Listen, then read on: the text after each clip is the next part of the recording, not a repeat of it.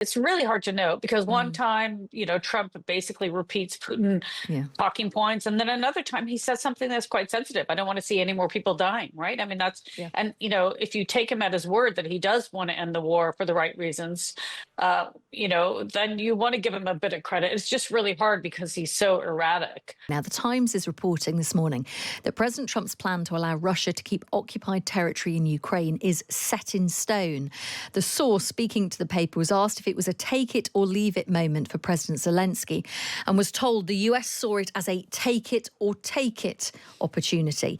So is Zelensky now out of all wriggle room entirely? And is President Trump right that indeed he has no cards? Let's speak to Karin von Hippel, who is chair of the Defence and Security Practice at Arden Strategies and a former senior advisor in the US State Department. Morning to you. I'm here. Can you hear me? We can hear you now. Hurrah, marvellous. Okay, hurrah, hurrah. I'm just wondering, first of all, as uncomfortable as it may be for Ukrainians, for President Zelensky, indeed many people around the world, to read that Donald Trump is saying, look, Crimea has gone, occupied territory needs to go to Russia. Is this actually just the reality? Yeah, and I think actually quietly Ukrainians would that they know they're not going to be able to regain all their territory now. I think they will likely agree to some de facto recognition. I don't think they would agree to permanent cessation of territory, but I think they do realize that time is not on their side. They just don't have the mass of material.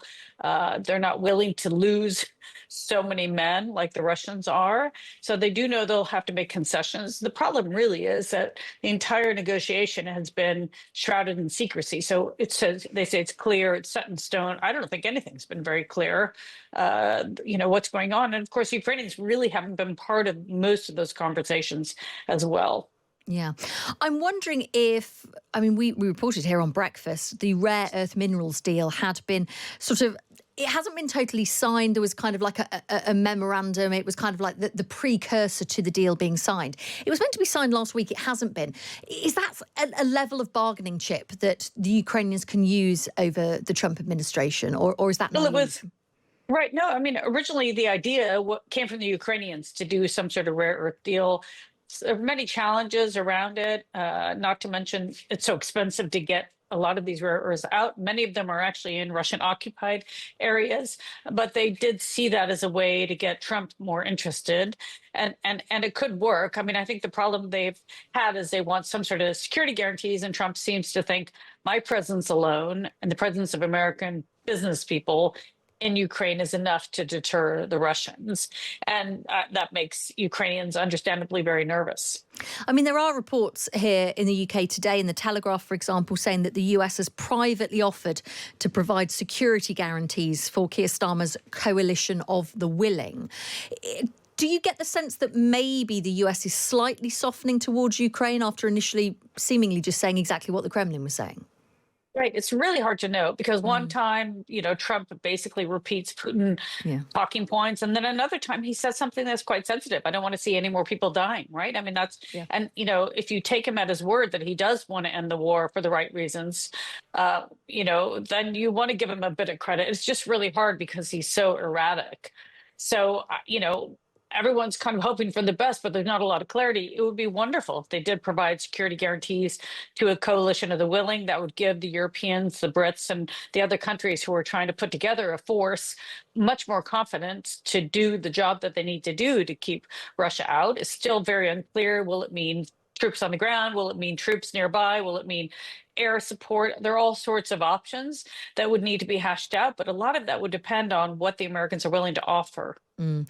Is there a world in which Ukraine could turn away from the US and say, do you know what you're offering is just absolutely not acceptable to us? It says in the Ukrainian constitution that Crimea is part of Ukraine. In no way, shape or form can we accept, even if it was just some kind of occupation by Russia rather than it actually being ceded as territory.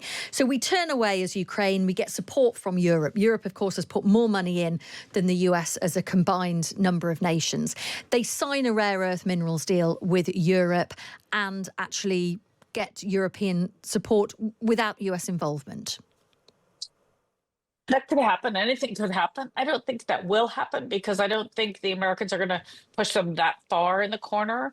And I think that the Ukrainians want this war to end. And I think they really do know that they'll have to concede territory. They could even say, yes, we'll give this territory to Russia. And then in 4 or 5 years, if things change, take it back. I mean, I don't think any of this has to be seen as permanent. And don't forget, if you look at North and South Korea, they both lay claim to the other, and that's been going on for 70 plus years, and they still don't recognize that the other has, belongs in or the other has sovereignty over the entire country.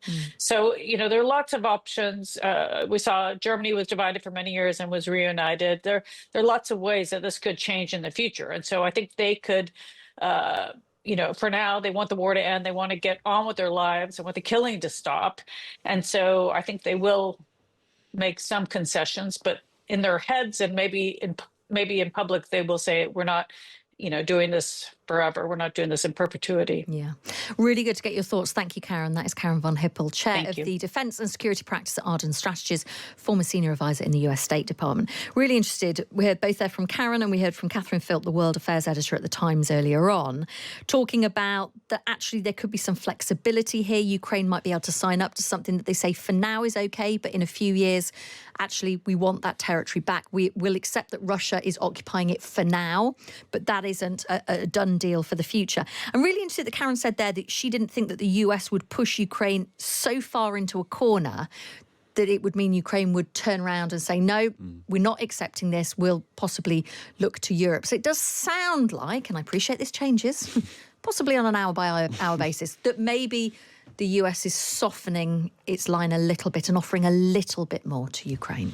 And will there be any progress today in the sidelines of the Pope's funeral? As sort of jarring as that might sound, the fact that world leaders are all gathering together, and indeed their teams are all around Rome as well today, could there be any progress on any number of issues? Although we don't know if Zelensky's going for sure. True. He's meant to be going, but he may get caught up with other meetings, so he may not be able to attend. We'll find out. TBC. We have seen President Joe Biden arriving in the last few minutes with his wife Jill.